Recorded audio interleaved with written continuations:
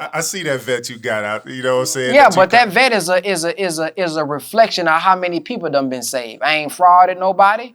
I got brothers and sisters who done been able to get them cars. I got brothers and sisters who were living in a car, Gotcha. and after joining our class, they now are making tens and thousands of dollars a month. So that is something that I got as a reward of all the work that I've done. Absolutely. Not me just being in corporate. I'm talking about this is a direct reflection of how many people I've been able to help. Do you feel like you have to say that because sometimes when you look at spirituality and finances, when they so close together, it's always the fear that it's some type of scam or some type of nefarious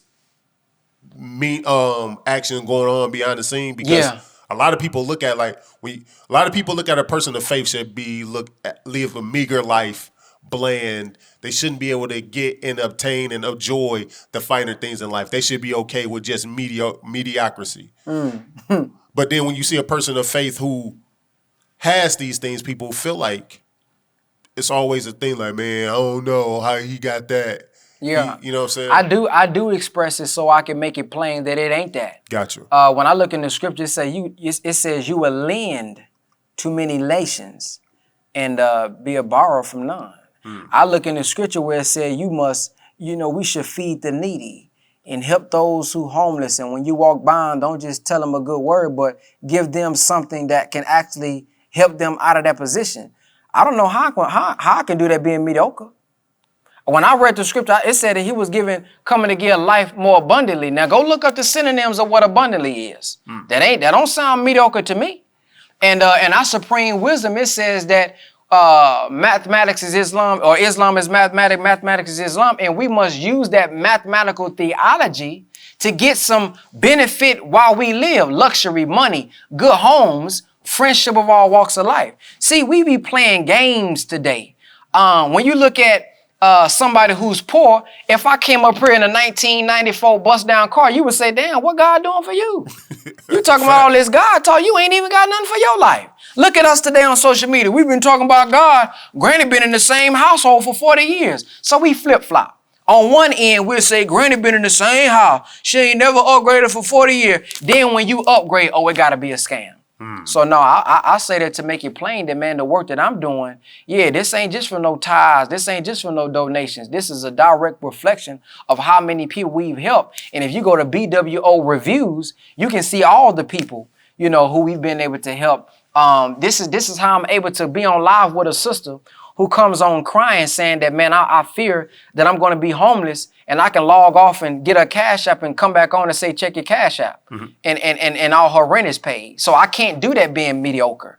I can't look at somebody who is struggling in life and say, man, come on, let me bring you on full time. I can't do that being mediocre. We can't hire over 20-some employees, 40-some employees during the pandemic being mediocre. I'm sorry. I can't tell my mama, hey, all the work that you done did, I was born in prison. Man, I thank you for this work. You stop doing what you're doing. I know you tired of work. Come work for us. You living a life. Come on, let's go to Puerto Rico. I can't do that being mediocre. So if we're going to be mediocre, that sounds like you just depending on yourself. That look like you just thinking about yourself. But you have to be abundant to be able to help millions of people. And if I want to help millions of people, thousands of people, I need abundance. When somebody calls me, say I need some, I know an activist right now, I won't say the name. They dealing with cancer. This is somebody who was an activist, who has talked hard about our people, have defended our people, have been to prison over our people. They dealing with cancer right now. And they was living in a car because what they was doing beforehand got shut down because they've been in a hospital with cancer. Wow. When they hit me up, I was able to send them bread so they can get up out that car. You done did too much for our people.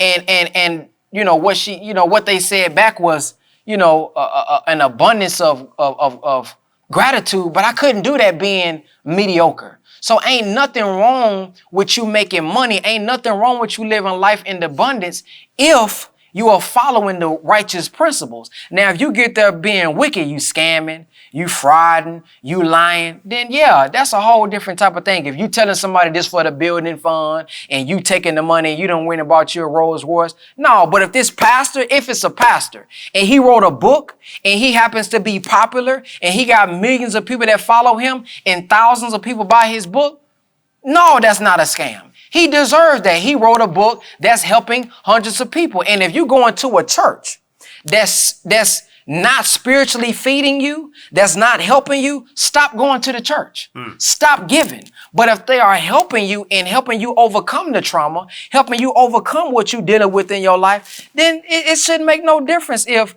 you giving tithes or something like that. But if this man is an entrepreneur, a businessman and sells products, we shouldn't be complaining about somebody having money. What we should do is say, well, dang, let me figure out how to tap into my purpose. Let me figure out how to use the word and give my testimony through a book, through a song, through a movie. So I can be an example. So he's an example for me of what I could do. But if I continue to look at that person and be jealous, I'm missing out on my blessing. What do I mean by missing out on my blessing?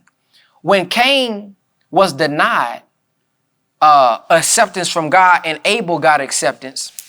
And by the way, we don't look at that as necessarily two people from 2,000 years ago. These are two possibilities in the human mind. So when he accepted the gift of Abel, this was an example that, hey, yeah, you sacrifice, but this right here, he gave me life. He sacrificed an animal. You gave me something that can grow from the ground. What is he saying? I don't need your money per se. I don't need your material sacrifice per se. Give me your life. Give me your will that I've given you. That was all the principle. Now, if Cain would have just looked at his brother and said, man, how was you accepted? If he would have just questioned God and said, why did you accept his? All he had to do was correct himself and he would have got accepted just like Abel. And this is why I think we are failing at. Whenever somebody succeeds in our community, we want to go after them. This is what's going on social media. This is why certain people, when they grow and they go after the nation. This is why certain people mention the minister. This is why people make up lies. This is why people make up and go after certain influencers, because it's like the rap game. Man, he got the views. If I say something about him, I know they're going to respond. If I say something about him, I know they're going to comment. This is going to drive my views up.